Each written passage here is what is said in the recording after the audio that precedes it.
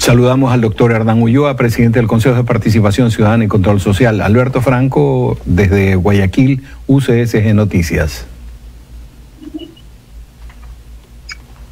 Alberto, muy buenos días. Un caluroso saludo para la gente que nos está escuchando y por supuesto desearles que tengan un feliz 2023. Gracias, Hernán. Hernán, se han cruzado algunas cosas en estos días entre el Consejo de Participación Ciudadana, la Asamblea, la Corte Constitucional y la Corte Nacional.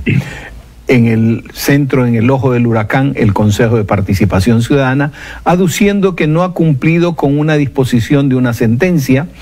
Al efecto, la misma Corte los llamó para que rindan cuentas o informes en torno al tema, y se ha señalado una audiencia en la que se determinará el cumplimiento o incumplimiento de la sentencia de la Corte.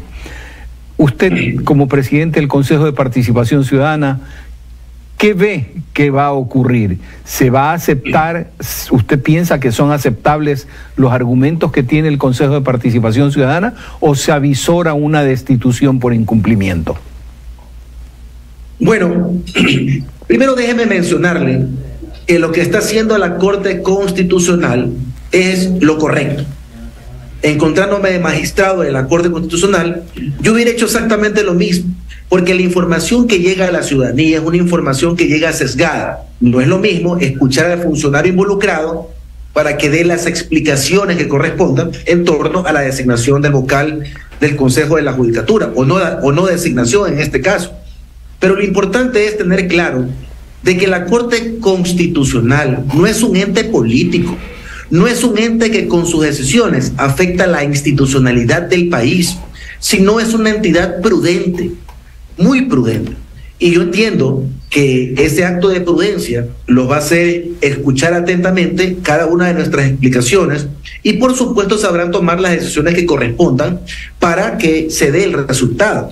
Esto quiere decir una modulación de la sentencia, porque hay ciertas cosas que yo voy a plantear en la mañana a los distinguidos magistrados que todavía se encuentran con un signo de interrogación y que sin duda alguna van a ser materia de crítica posterior a la designación del vocal que va a ejercer como presidente del Consejo de la Judicatura. Pero lo más importante es explicar que nosotros en este proceso cumplimos cabalmente con su disposición. Nosotros le dimos dinámica al proceso de designación, nos enfocamos en la designación de la autoridad, pero el organismo colegiado finalmente solo sesionó con 4 de 7 consejeros y por ende no fue posible darse el consenso necesario para poder tomar esa decisión que permitiera designar a la autoridad. Y esto es a lo que se encuentra previsto en la misma norma. El artículo 21, párrafo 3 del reglamento para designar a la autoridad establece claramente de que en el caso que no se llegue a una resolución, el Consejo de Participación deberá requerir una nueva terna. Así lo dice la norma concretamente. No existe desde mi punto de vista algún afán de incumplir con la sentencia, de faltar el respeto a la institucionalidad del Consejo de la Judicatura, de la Corte Nacional de Justicia, y mucho menos burlarnos de las disposiciones de la Corte Constitucional. El que haya usted emitido un voto de abstención que podía haberse adscrito a cualquiera de los participantes de la terna, ¿qué significa? ¿Que usted no estaba de acuerdo con ninguno de los tres? Gracias por su pregunta, porque ese es el sesgo que se le dio a ciertas noticias en el momento de informar. Como que yo había sido la piedra en el zapato para evitar la designación, y esto no fue así, Alberto. Hubieron 3 mociones. La primera moción que la hizo el consejero Francisco Bravo fue para designar como presidente al doctor Wilman Terán. En torno a esa moción, mi voto fue positivo para que él sea designado como el presidente del Consejo de la Judicatura. ¿Por qué razón? Porque el doctor Terán había demostrado en la intervención que es quien tenía más conocimientos en administración pública. Y recuerde que el presidente del Consejo de la Judicatura lo que va a hacer es administrar. Él no va a ejercer funciones jurisdiccionales, sino administrar. Eso es el presidente del Consejo, un administrador, y él demostró que tenía mayores conocimientos en esta área. Por eso no es que no voté, voté por él y voté mi voto positivo. De allí el resto de mis compañeros hicieron varias mociones y finalmente yo fui coherente con la votación inicial. Y si mi votación fue por el doctor Terán, yo no podía votar por la doctora Caicedo ni podía votar por el doctor Rivera. Me mantuve con esa línea de forma coherente. En el caso de que la Corte Constitucional el día de mañana, por A, B, C, D circunstancias, visión que ellos tengan de la situación, decidan destituir a los miembros del Consejo de Participación Ciudadana, ¿quién los va a sustituir? En este momento no se encuentra el banco de suplentes posesionado. Inclusive en la actualidad esto me impide a mí que yo pueda mantener sesiones del Pleno con normalidad. Se encuentra afectada la institucionalidad por parte del accionar de la Asamblea Nacional que desconoce las resoluciones judiciales. Y esto de aquí, en el hipotético caso que se llegue a una decisión una decisión grave, como sería la destitución de consejeros y consejeras, pues simplemente el Consejo de Participación quedaría totalmente descabezado. Esa es la realidad.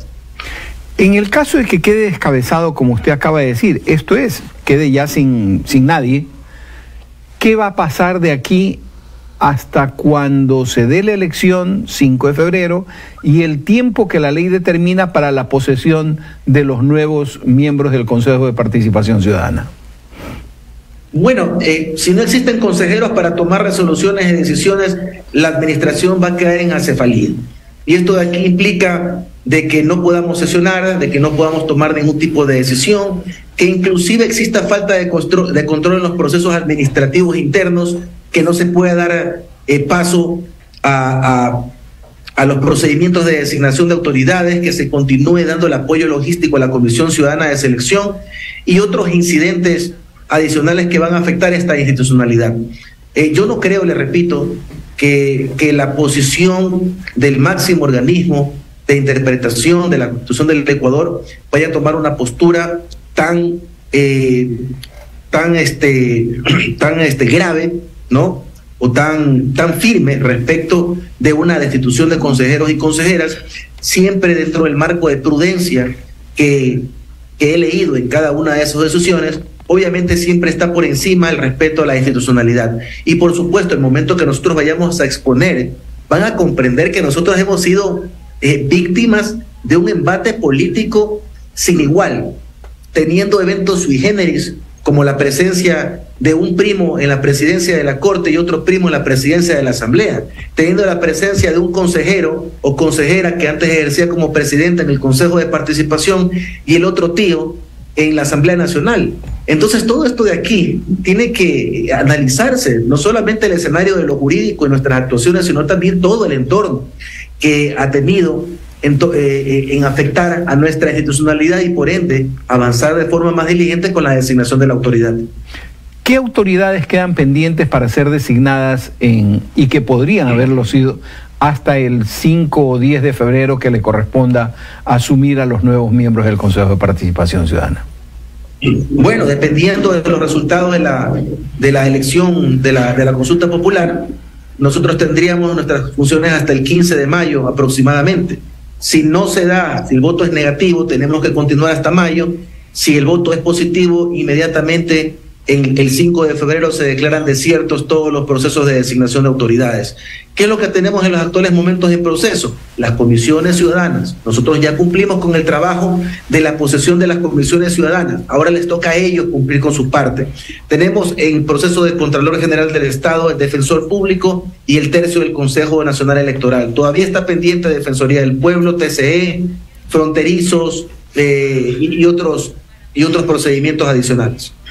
Esperamos que mañana se resuelva esta situación y que salga humo blanco de esa audiencia que tiene la Corte Constitucional.